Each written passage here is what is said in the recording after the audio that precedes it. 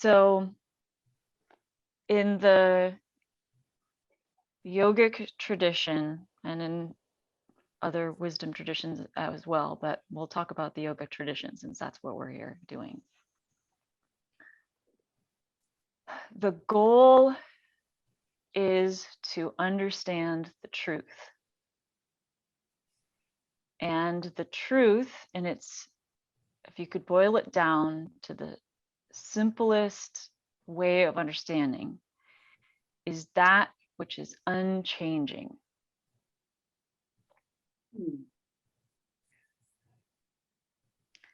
So now this is a very nuanced conversation, but which can, has been discussed for eons and eons, but we'll slice it down to something simple.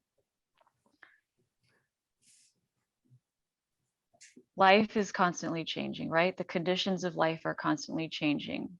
Day, night, good experiences, bad experiences, even the same experience experienced by two different people could be considered, one considers it good, one considers it's bad. What's the truth? If it's day here, it's night somewhere else. What's the truth? Is it day or night?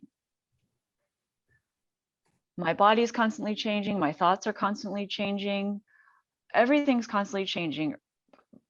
Weather, the earth, everything is constantly changing. It's the nature of life, is that it's constantly changing. So anything that is changing in the yogic understanding is not the absolute truth.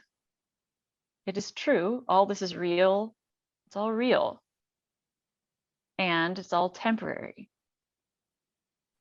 So in our practice over time, we're looking to just keep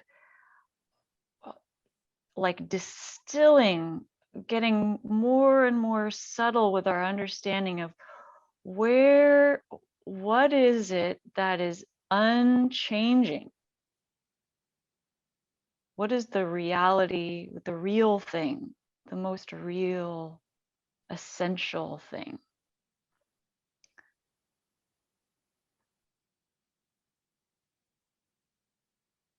And if you sit and feel, it's like, oh, what do I notice? Oh, there's my breath. My breath is always changing. My thoughts are always changing. So then we think about something bigger, like space, the universe. Well, even the universe is like growing and changing, expanding, and things are collapsing and being born and dying. And so, I mean, it's all real, so to speak, but it's all temporary. I mean, that's really wild. So what is the thing that is not temporary? And this is the big contemplation. What is not temporary?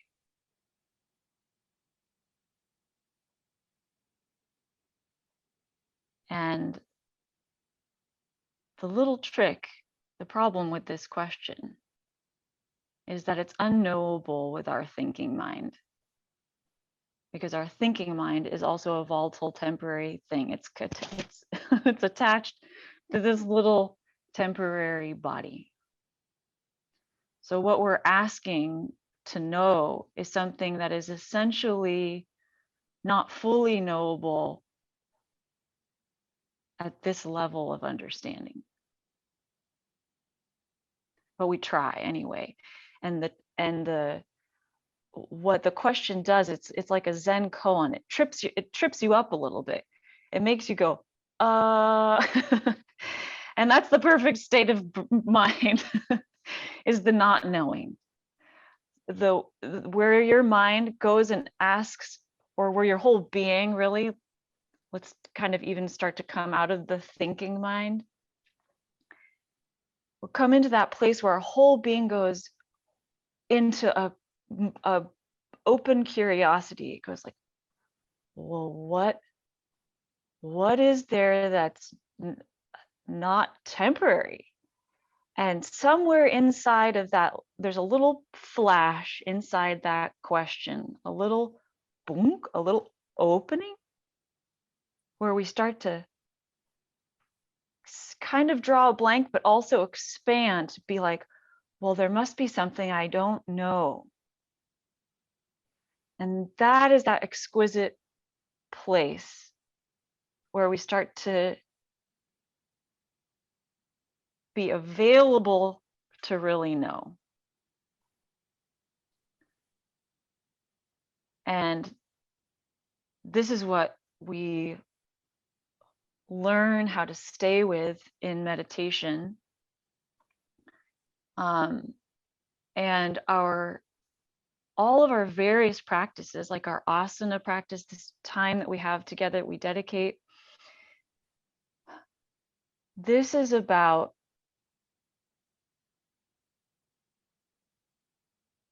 a discipline of simplifying our attention. You know, we get caught up in all the activities of life, which are fine, they're beautiful.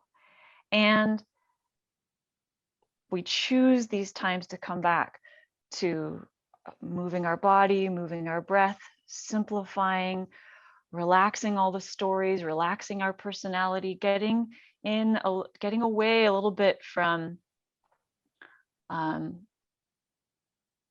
complication, where we can get a little closer to that open curiosity. Just it helps wash our awareness. And we want to do that as often as possible. Wash the awareness, wash the awareness, wash the awareness. All different ways. We do it with our movement practice, we do it with our breathing practice, we do it with meditation practice, we do it with all sorts of beautiful things, taking a walk in nature, singing, dancing, painting. Wash the awareness. You know, some of these things that we do, they don't wash our awareness, they complicate our awareness, which is fine as long as we take time to wash again, right? You can drive your car through the mud and the snow and the rain and, you know, get it all super dirty and then wash it. So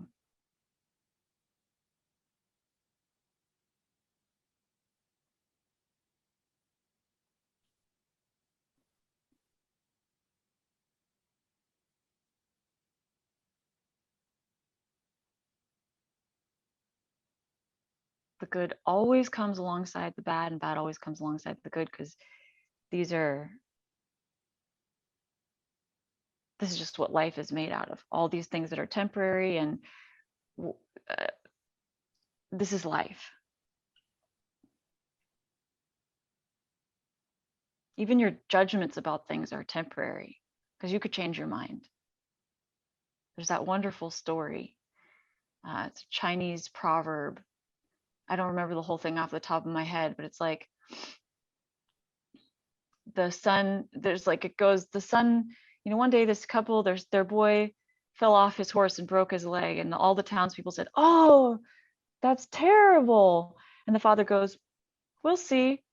And then a few years later, there's a war and they're drafting young men, and his son can't be drafted because of his bad leg. And he has to stay home with all the old ladies while all the men go off to war. And everybody goes, "Oh, you must, you know, it's so terrible." And the father goes, "Oh, we'll see." And then, because the son was able to stay home, like he saved his mother. And there's all these things, right? We shall see.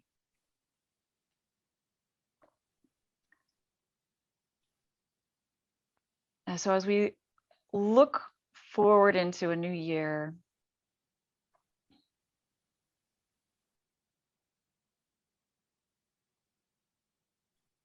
like Emily, what you said like, I don't even know what to hope for.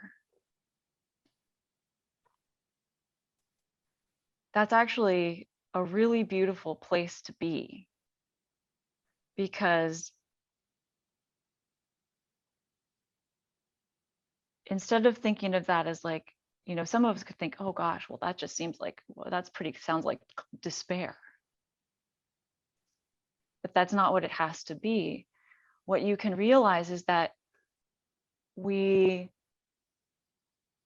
realize that anything we cling to with a hope, like even if we get it, it's all temporary.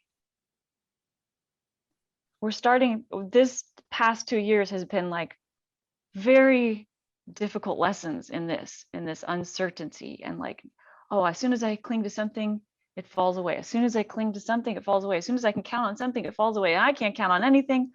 Oh my God.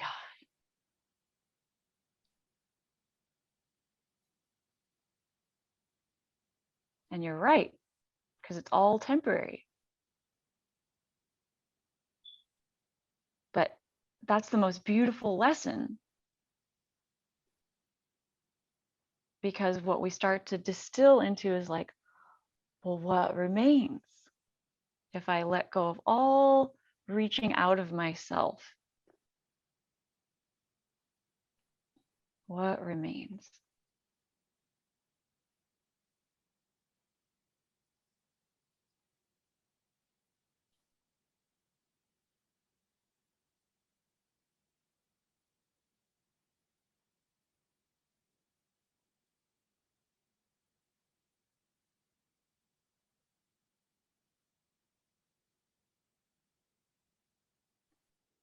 And we fall into a type of an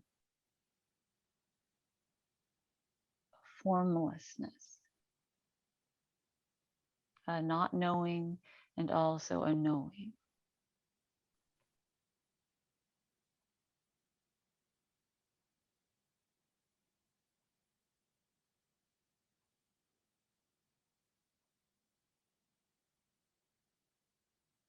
And it's a beautiful space of openness.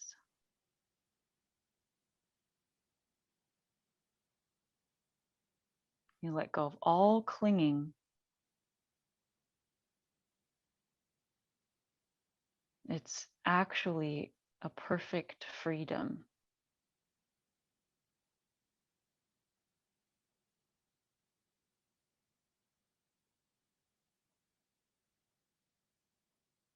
And then what's real can arise, make itself known.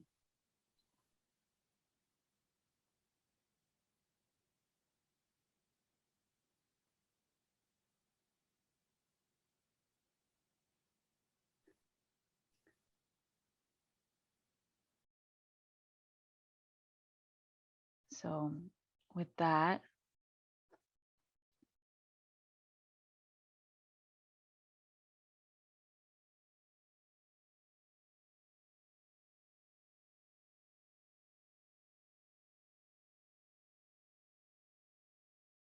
if we can offer a wish or a hope for anything, it's that we may all feel truly safe inside the unknowing.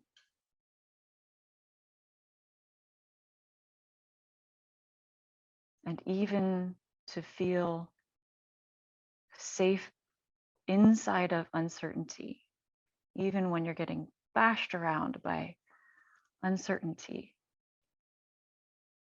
that you can trust that you're being carried in the right direction. It must be so.